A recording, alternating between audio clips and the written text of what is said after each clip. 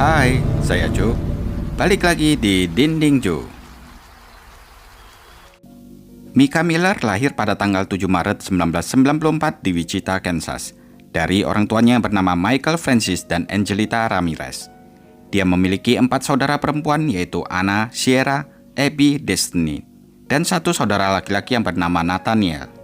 Mereka tinggal di Kansas selama beberapa waktu.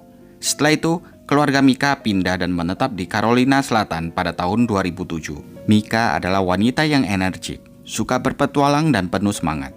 Dia sangat menyukai aktivitas olahraga seperti hiking, lari, dan bahkan terjun payung, yang menunjukkan kalau dia memiliki hasrat berpetualang dan keinginan untuk mencoba hal-hal yang baru.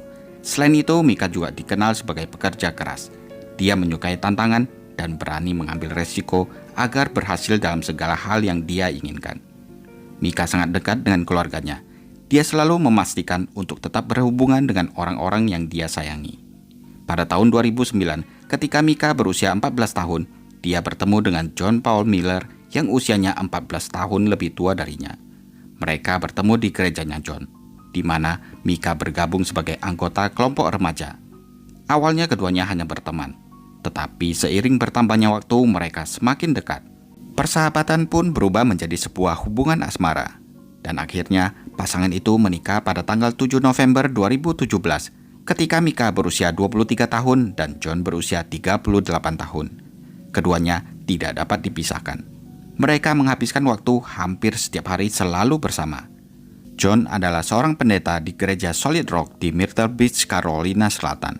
Sedangkan Mika adalah anggota gereja di gereja yang sama. Dia sangat aktif membantu di gereja itu dengan melakukan apapun yang dia bisa. Seperti menjadi pemimpin ibadah, desainer grafis, pemimpin kaum wanita, dan juga asisten pendeta. Semua itu Mika lakukan dengan sepenuh hati sebagai bukti kesetiaan. Tidak hanya buat gereja, tetapi dia juga ingin menjadi istri yang baik, yang bisa melayani suami dan gerejanya. Setelah John selesai khotbah, biasanya Mika akan selalu memuji dan memanggilnya sebagai pengkhotbah terbaik di dunia. Dia ingin John merasa dicintai dan percaya diri. Di rumahnya, Mika berusaha melakukan yang terbaik buat John dan kelima anak tirinya bernama Logan, Zachary, Ellie, Asher, dan Sheila. Kelima anak tirinya ini berasal dari pernikahan sebelumnya yang berakhir pada tahun 2016. Dari luar kelihatannya hubungan antara John dan Mika tampak bahagia. Tapi ternyata segala sesuatunya tidak berjalan mulus bagi Mika. John adalah pria yang manipulatif, suka mengontrol dan sering melakukan KDRT. Karena nggak kuat, Mika kadang curhat mengenai tingkah laku suaminya kepada saudara perempuannya. Apalagi kalau John melecehkan dia. Mika sangat ketakutan dan bahkan sempat meminta bantuan keluarganya. Rumor tentang perlakuan buruk John terhadap Mika mulai tersebar di gerejanya. Hal ini menimbulkan kekhawatiran beberapa jemaat. Bahkan keluarga Mika mulai berhenti menghadiri acara gereja karena tidak menyukai tindakan John. Dan ketika Mika mulai menarik diri dari kegiatan gereja, saat itulah John semakin mengontrol kehidupan istrinya. Pada tanggal 12 Februari 2023, John mengajukan perjanjian pasca nikah mengenai apa yang akan terjadi jika mereka bercerai. Dalam perjanjian itu, mereka sepakat bahwa tidak ada tunjangan dan rumah yang mereka tinggali sekarang adalah milik gereja, sehingga tidak bisa dihitung sebagai harta pernikahan. Mereka juga tidak akan berbicara negatif tentang gereja Solid Rock Ministry dan akan menjaga kerahasiaan kehidupan pribadi mereka. Lalu John dan Mika menandatangani perjanjian itu. Akan tetapi pada bulan Maret 2024, perjanjian tersebut dibatalkan. Sebenarnya pada bulan Oktober 2023, Mika sempat mengajukan gugatan cerai, tetapi pengajuan tersebut dibatalkan olehnya. Lalu sekitar akhir tahun 2023 dan awal tahun 2024, Mika menceritakan kepada saudara perempuannya bahwa dia merasakan ada orang yang mengikutinya kemanapun dia pergi. Dia yakin kalau John yang menyewa orang itu untuk mengikutinya. Karena khawatir akan keselamatannya, Mika akhirnya melaporkan penguntitan itu kepada polisi. Dia juga mengetahui bahwa John mulai memindahkan aset kekayaannya agar Mika tidak mendapatkan apapun. John rupanya secara diam-diam telah mengubah akte rumah tersebut menjadi milik salah satu putranya dan bukan menjadi milik gereja. Sedihnya lagi, sudah rumah tangga berantakan, Mika malah dimasukkan ke rumah sakit jiwa untuk mendapatkan perawatan pada tanggal 8 Februari 2024. Sementara Mika dirawat di rumah sakit, John mulai mengeluarkan barang-barang pribadi milik Mika keluar dari rumah mereka dan memindahkannya ke apartemen temannya. Semua itu John lakukan tanpa sepengetahuan Mika. Barulah pada tanggal 10 Februari ketika keluar dari rumah sakit, Mika mendapati kalau barang-barangnya telah dikeluarkan semua. Dan ngerinya, penyiksaan dari John rupanya belum berakhir. Jadi, saat Mika ke tempat parkir Walmart untuk mengambil mobilnya, ternyata mobil tersebut telah hilang. Dan dia tahu pasti John telah mengambil mobil tersebut dan tidak mau memberitahunya di mana dia menyembunyikannya. Karena hal ini, Mika pun menjadi semakin marah dan mengajukan pengajuan kepada polisi untuk melaporkan kalau mobilnya telah dicuri oleh John. Tapi ketika polisi menindaklanjuti, John malah memberitahu polisi bahwa dia dan Mika belum bercerai secara hukum. John mengatakan bahwa Mika menderita gangguan kesehatan mental, jadi bisa membahayakan orang lain apabila Mika dibiarkan menyetir sendirian. Lagi pula, mobil itu milik mereka bersama. John memang sengaja mengambil mobil itu dan tidak mau mengembalikannya karena dia merasa kalau keadaan mental Mika masih tidak stabil. Jadi semua ini John lakukan buat keselamatan Mika. Mendengar itu, akhirnya polisi memutuskan kalau kata-kata John emang benar. Mereka masih suami istri yang sah, jadi mobil itu adalah hak milik perkawinan. Jadi hal ini tidak bisa dianggap sebagai tindak pidana pencurian. Mendengar itu, Mika menjadi kecewa. Dan kekecewaannya menjadi semakin memuncak saat mengetahui bahwa bukti-bukti yang dia kumpulkan untuk mendukung perceraiannya telah hilang. Seminggu sebelum dia masuk ke rumah sakit, sebenarnya Mika mulai mengumpulkan beberapa dokumen. Mulai dari email, file, gambar, dan segala macam informasi yang menunjukkan bahwa John tidak memperlakukannya dengan baik. Tetapi setelah dia kembali dari rumah sakit, semua file itu telah dihapus dari laptopnya. Mika juga tidak dapat mengakses akun iCloud, email atau Facebooknya. Dan tentu saja John yang menghapus semua dokumen itu. Tidak ada yang bisa Mika lakukan sekarang ini selain curhat kepada saudara perempuannya. Kadang ketika di rumah sendirian, dia sering membayangkan tentang kehidupannya apabila dia sudah bercerai dengan suaminya nanti. Sebenarnya, dia sempat kepikiran untuk kabur dan tinggal di Kenya. Jadi pada bulan Oktober 2023, Mika sempat melakukan perjalanan misi gereja ke Kenya. Ketika kembali, dia memberitahu saudara perempuannya bahwa setelah perceraiannya, dia ingin tinggal di Kenya untuk melanjutkan pekerjaannya. Dan bahkan, dia sudah mengirimkan beberapa barang miliknya ke Kenya.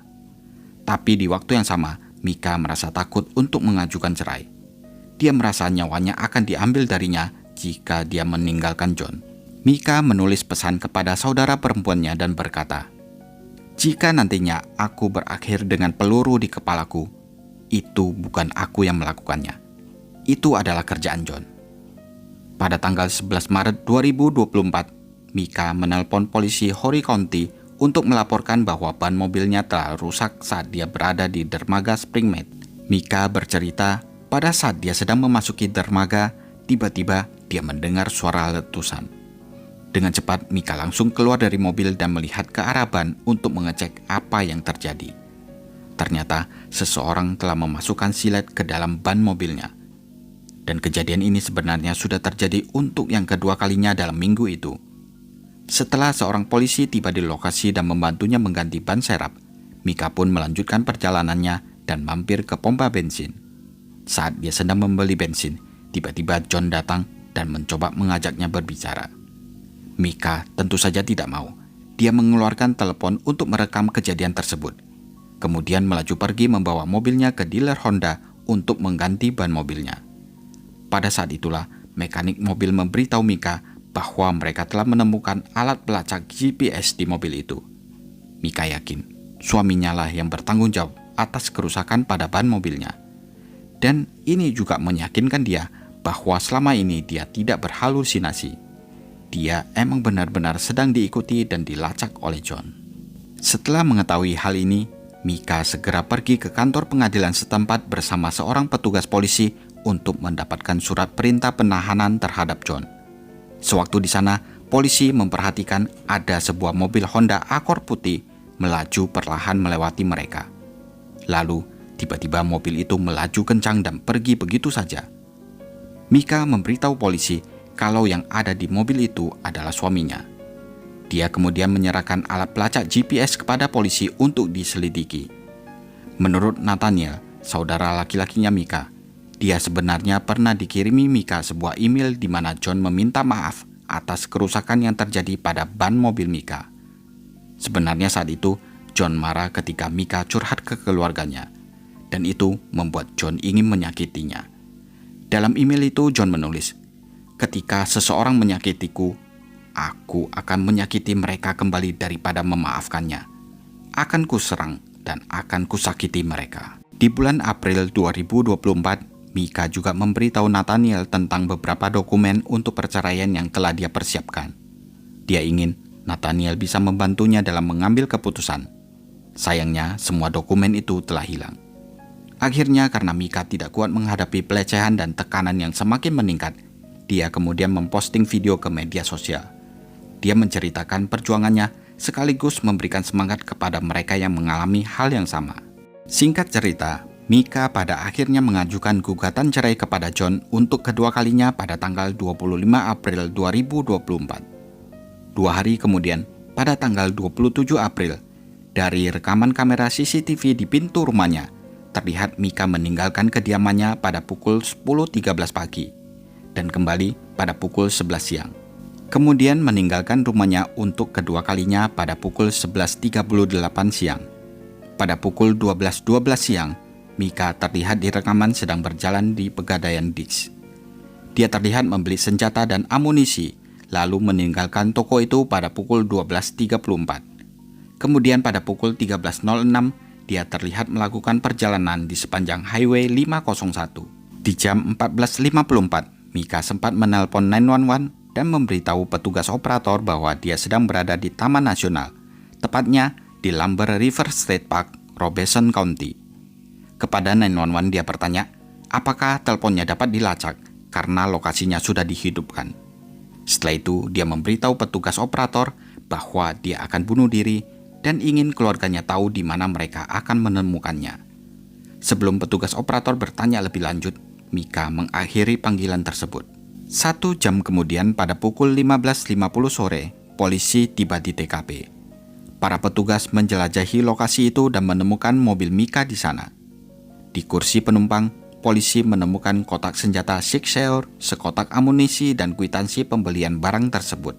Di saat polisi masih menggeledah kawasan hutan, seorang saksi mendekati petugas sambil membawa tas berisi barang-barang milik Mika, termasuk kartu identitas dan ponselnya. Pria tersebut mengatakan ketika dia sedang memancing, terdengar isak tangis seorang wanita. Tak lama kemudian, terdengar suara tembakan. Lalu, dia langsung menelpon polisi untuk memberitahu mereka kalau dia telah menemukan tubuh wanita yang tewas di dalam air. Polisi pun segera pergi ke lokasi itu.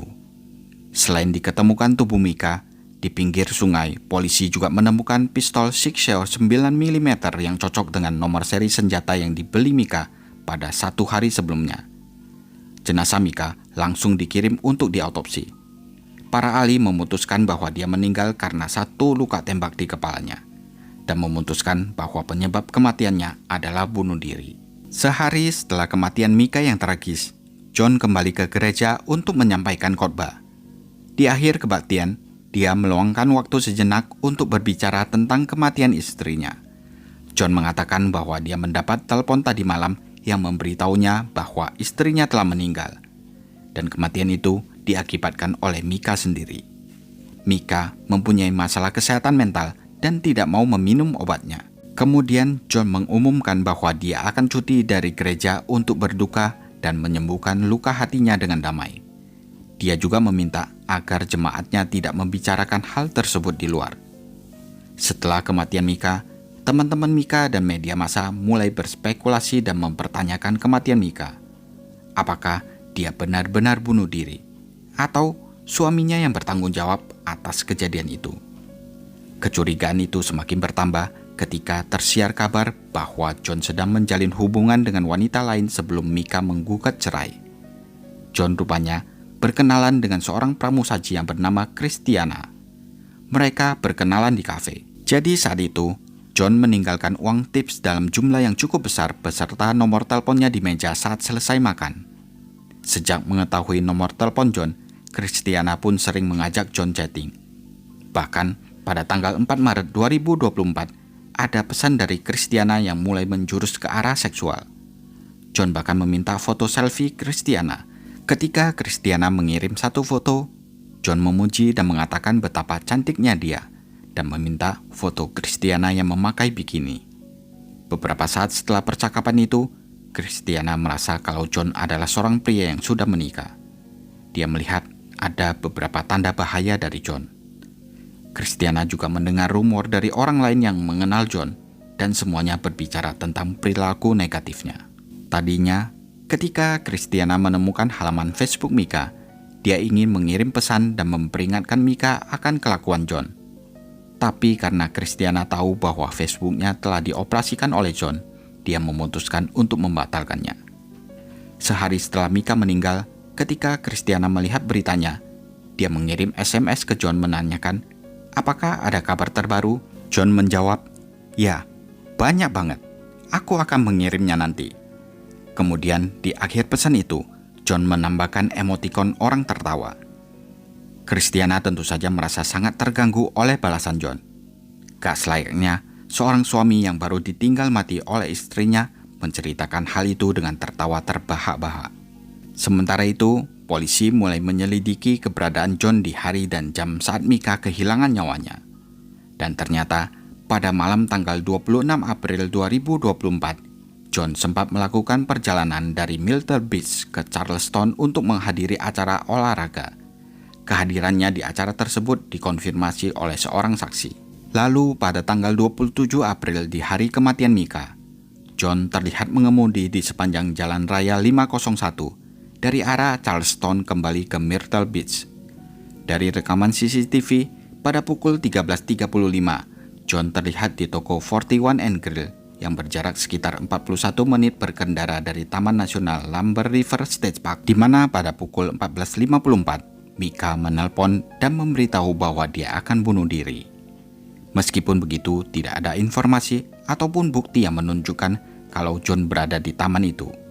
Semua bukti sejauh ini mengarah pada Mika yang melakukan bunuh diri. Nah, gimana menurut kalian?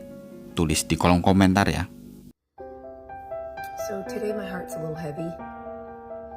I've had a lot of women that have reached out to me about situations of abuse, and I just want to tell you what a lot of people have told me lately and reminded me, because I think I forgot. I knew, but I pushed it in the back of my head just because of my situation. But you are the bride of Christ. Before anybody else's bride, male or female, it doesn't matter. It doesn't matter what gender you are. Abuse is abuse.